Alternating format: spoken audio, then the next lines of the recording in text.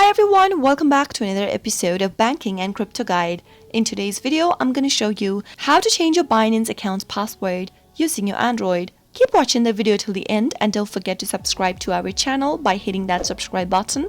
Also press the notification bell so that you'll never miss another upcoming update from us. Tap open your Binance application from the app drawer and make sure that you're logged into your account. Once you are, you should see this kind of an interface popping up in your display. In order to change your password for your Binance account, you'll need to find your profile icon from the upper left-hand corner and give it a tap. This should bring up your profile page. Scroll all the way down, right where you can see the security button, and tap it on. From the security page, you should see an option that says password. Tap it on in order to change your password. For security purpose, no withdrawals are permitted for 24 hours after the modification of security methods. That means if you change your password right now, you won't be able to make any kind of a withdrawal for 24 hours. Tap continue if you are sure you'd like to move ahead. Now, right where it says old password, type in your old password, that is your current password, in the first text box. Once you type in your password correct, you'll need to type in the new password that you are trying to change to for Binance. Make sure to type in password that can be easier for you to remember. Your password must be at least 8 characters long